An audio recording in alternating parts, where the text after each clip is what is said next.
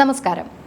140-ൽ 102 സീറ്റുകൾ V D Satheesan പ്രവചിച്ചതുപോലെ തന്നെ UDF Keralam പിടിച്ചിരിക്കുകയാണ്. എന്നാൽ ഈ വിജയത്തെ വെറും സീറ്റുകളുടെ കണക്കിൽ മാത്രം ഒതുക്കി നിർത്താൻ കഴിയില്ല. എന്നാൽ രാഷ്ട്രീയ നിരീക്ഷകർ ഈ വിജയത്തെ കാണുന്നത് മറ്റൊരു രീതിയിലാണ്. അതാണ് വോട്ട് ഷെയർ. എന്താണ് വോട്ട് ഷെയർ? സീറ്റുകളുടെ എണ്ണവും വോട്ട് ഷെയറും തമ്മിലുള്ള വ്യത്യാസം എന്താണ്? ചില ഉദാഹരണങ്ങളിലൂടെ നമുക്ക് അതേപ്പറ്റി ഒന്ന് പരിശോധിക്കാം. ഒരു മണ്ഡലത്തിൽ 100 പേർ വോട്ട് ചെയ്യുന്നു എന്ന് സങ്കല്പിക്കുക. അവിടെ UDFന് 45 വോട്ടും LDFന് 40 വോട്ടും BJPക്ക് 15 വോട്ടും കിട്ടിയാൽ 45 വോട്ട് കിട്ടിയ UDF അവിടെ വിജയിക്കുന്നു. ഇവിടെ UDFന്റെ വോട്ട് ഷെയർ എന്നത് 45%. ഇതിനെയാണ് നമ്മൾ സീറ്റ് കണക്ക് എന്ന് പറയുന്നത്. എന്നാൽ ആകെ ചെയ്ത 100 വോട്ടുകളിൽ ഓരോരുത്തർക്കും കിട്ടിയ ശതമാനമാണ് വോട്ട് ഷെയർ. ഇവിടെ UDFന്റെ വോട്ട് ഷെയർ എന്ന് പറയുന്നത് 45%. ഇത്തവണ കേരളത്തിലുടനീളം UDFന്റെ ഈ വോട്ട് ഷെയറിൽ വലിയ വർധനവാണ് ഉണ്ടായിരിക്കുന്നത്. ഇനി നമുക്ക് 2021ലെയും 2026ലെയും വോട്ട് ഷെയറിലെ കുതിപ്പിനെ കുറിച്ചും ഇടിവിനെ കുറിച്ചും പരിശോധിക്കാം.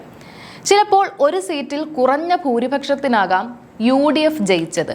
പക്ഷേ കഴിഞ്ഞ തവണ ആ മണ്ഡലത്തിൽ UDFന് 35% വോട്ടേ ഉണ്ടായിരുന്നുള്ളൂ എങ്കിൽ ഇത്തവണ അത് 45% ഉയർന്നാൽ അതിൻ്റെ അർത്ഥം UDFന്റെ ജനസ്വാധീനം അവിടെ വർദ്ധിച്ചു എന്നുള്ളതാണ്.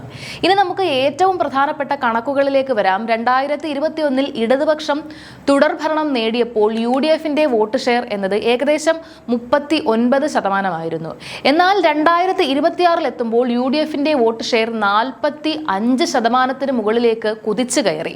ഈ 6% വർധനവ് വെറും ഒരു സംഖ്യയല്ല.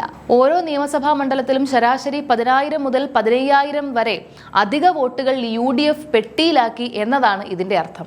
മറുഭാഗത്ത് LDFന്റെ അവസ്ഥ നോക്കൂ. 2021ൽ 45% മുകളിൽ വോട്ട് ഷെയർ ഉണ്ടായിരുന്ന ഇടതുപക്ഷം ഇത്തവണ 38%ലേക്ക് കൂപ്പുകുത്തി. അവരുടെ ഉറച്ച വോട്ട് ബാങ്കുകളിൽ 7%-ഓളം ഇടിവുണ്ടായി. പയ്യന്നൂരിലും തളിപ്പറമ്പിലും വൈക്കത്തും സംഭവിച്ചത് ഇതാണ്. അവിടെയൊന്നും വോട്ടർമാർ കുറഞ്ഞതല്ല, മറിച്ച് ഇടതുപക്ഷത്തിന്റെ വോട്ട് ഷെയർ ചോരുകയും അത് കൃത്യമായി UDFന്റെ അക്കൗണ്ടിലേക്ക് എത്തുകയും ചെയ്തു. ഭരണവിരുദ്ധ വികാരം ഒരു നിശബ്ദ തരംഗമായി വോട്ട് ഷെയറിൽ പ്രതിഫലിച്ചു. ഈ തെരഞ്ഞെടുപ്പിലെ ഏറ്റവും വലിയ അത്ഭുതം ഇടതുപക്ഷത്തിന്റെ ഉരുക്കുകോട്ടകളിൽ ഉണ്ടായ വിള്ളലാണ്.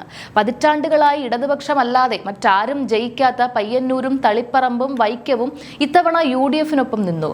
പയ്യന്നൂരിൽ LDFന്റെ വോട്ട് ഷെയറിൽ ഏകദേശം 8 മുതൽ 10% വരെ കുറവുണ്ടായി. പാർട്ടിക്കുള്ളിലെ ആഭ്യന്തര പ്രശ്നങ്ങളും ഭരണവിരുദ്ധ തരംഗവുമാണ് ഈ ചുവപ്പുകോട്ടകളെ തകർത്തത്.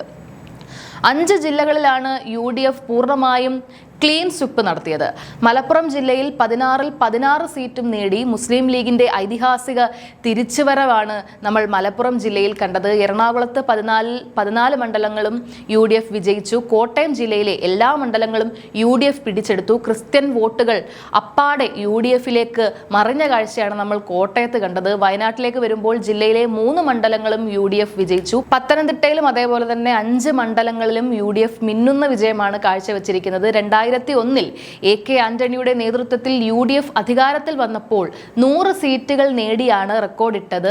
ആ നിയമസഭയിൽ കോൺഗ്രസിന് മാത്രം 62 സീറ്റുകളാണ് ഉണ്ടായിരുന്നത്. ഇത്തവണ അതായത് 2026ലേക്ക് വരുമ്പോൾ UDF ആ പഴയ റെക്കോർഡ് മറികടന്നതാണ് നമ്മൾ കണ്ടത്. സീറ്റുകളുടെ എണ്ണത്തിൽ കോൺഗ്രസ് ഒറ്റയ്ക്ക് 63 സീറ്റുകൾ നേടി 2001ലെ റെക്കോർഡ് തകർക്കുന്ന കാഴ്ചയാണ് 2026ൽ നമ്മൾ കണ്ടത്. CPMന്റെ സീറ്റുകൾ 62-ൽ നിന്ന് 26ലേക്ക് ചുരുങ്ങി. എങ്ങനെയാണ് UDF ഈ വോട്ട് ഷെയർ നേടിയെടുത്തത്?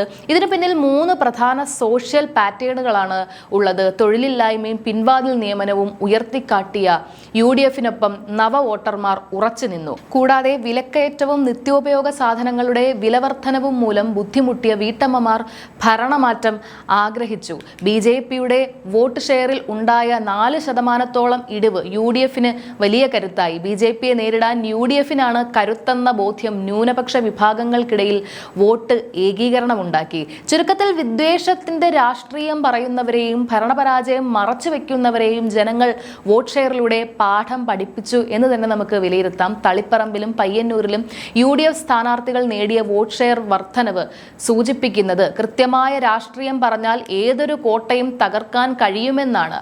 വിദ്വേഷമില്ലാത്ത വികസനത്തിന് പ്രാധാന്യം നൽകുന്ന ഒരു പുതിയ രാഷ്ട്രീയ ശൈലിയെ കേരളം സ്വീകരിച്ചിരിക്കുന്നു. ഇത് കേരളം UDF-ന് നൽകിയ വലിയൊരു അംഗീകാരമാണ്. 102 സീറ്റുകൾ നേടി UDF അധികാരത്തിലേക്ക് എത്തുമ്പോൾ നിങ്ങളോട് ഒരു ചോദ്യം. ഇടതുപക്ഷത്തിന്റെ ഉരുക്കുകോട്ടകൾ ഇത്തവണ തകർന്നടിയാൻ കാരണം ഭരണത്തോടുള്ള അതൃപ്തിയാണോ അതോ UDF-ന്റെ പഴുതടച്ച രാഷ്ട്രീയ തന്ത്രങ്ങളാണോ? വോട്ട് ഷെയറിലെ ഈ മാറ്റത്തെ നിങ്ങൾ എങ്ങനെ നോക്കിക്കാണുന്നു? നിങ്ങളുടെ അഭിപ്രായങ്ങൾ താഴെ കമന്റ് ബോക്സിൽ രേഖപ്പെടുത്തുക.